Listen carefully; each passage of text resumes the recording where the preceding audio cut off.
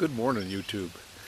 Today I'm at Taquanamon Falls State Park and spent the night, and as you can see, typical state park, cheek to jowl.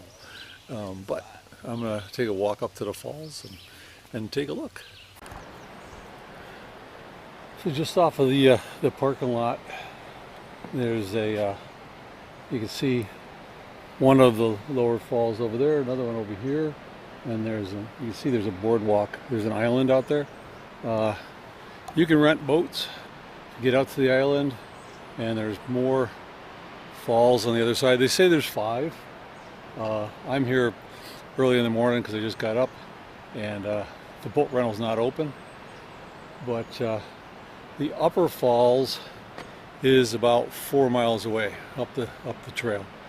And I'm not really up for an 8-mile round trip hike today, but I'm going to see if there's a parking lot down the road a little closer. If there is, we'll take a look. If not, we'll be on the road and see what we can see. So let's find out.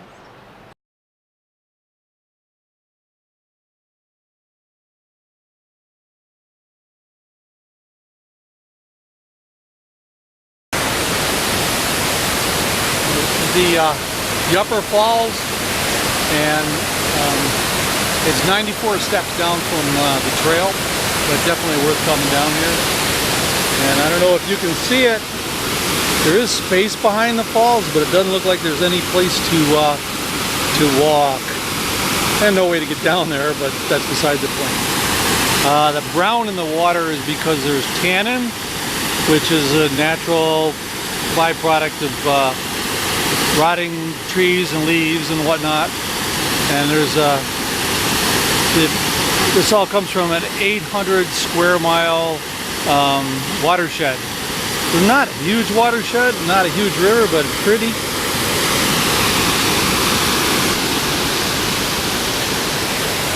Well, I think I'll climb back up to the parking lot and get back on the road and see where it takes me.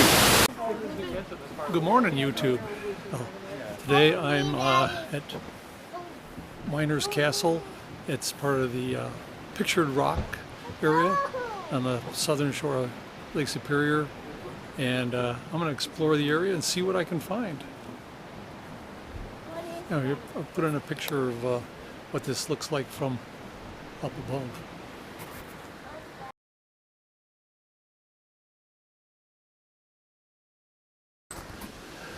So this whole area is made up of different layers of rock that's laid down over the eons and then eroded by wind, rain, and you can definitely see the different layers.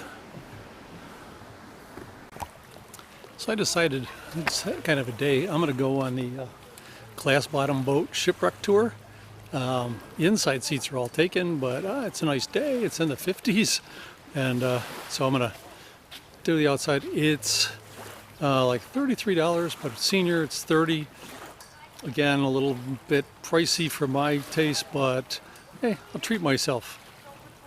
On the sides, this one was salvage company's big canvas straps they used to tote over here. And that big old stump is the tow post. That's where horse and oxen would be to drag it through the canal system, which was about a 30-mile journey. Now this first opening is the forward companionway and chain locker. It has the 2 hawser rings on the side, dock lines and anchor chains that come through on those. I thought it was in there. I'll look at it.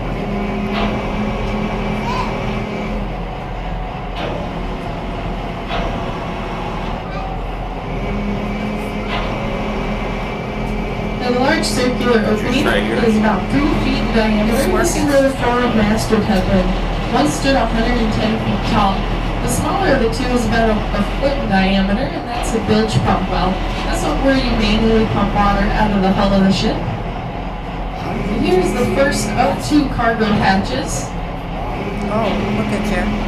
Took about a week to load and unload cargo. Those doing so were paid $1 a day, much like us here at Shipwreck Tours. So now we're going to come to the broken area of the ship, and you can see a large wooden boom that sticks out of the deck. Looks like a big old log. Some people say it looks like a telephone pole, but that's what the salvage company used to break through the deck with, so they could let it more light, make their operation a little easier. And this half square that we just passed over is the centerboard hatch.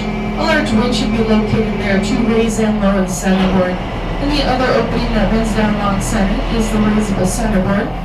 If you've ever seen a ship out of water, the centerboard is that dolphin fin shape on the bottom. You can see some of the leftover iron ore on the sides here. It's that grapple-like substance. That looks a little lumpy. Now here's the second cargo hatch. The ship was carrying 488 tons of high-grade iron ore. There's about 88 tons still left on board. Now this larger opening is the cabin trunk. It's a 20 by 20 area that would come 4 feet above deck and then be recessed 4 feet below deck. This is where the captain and first mate would sleep, and there's room for a small kitchen. Now resting on the side there is the broken port side rail. Before the underwater object preserve was established, divers would hook onto the wreck itself, and that's what happened here. One windy day the boat blew away and so did the rail. Nowadays, divers hook onto the buoys at either end of the wreck. In the small square opening is the aft companion way. A little ladder would be in there to leave below deck. And that big old chunk of metal is the rudder post. That's where the steering wheel would be. And that's connected to the rudder. The rudder is still intact today, but it's out of our view.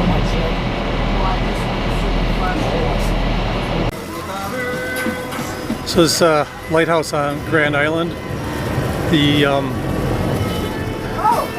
is now privately owned, and the group that owns it has been trying to restore it. They actually took the cupola off and took it to university to have all the metalwork redone.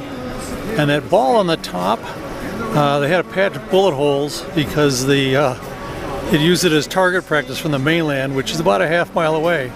So, assuming they were aiming at that ball, they did pretty good.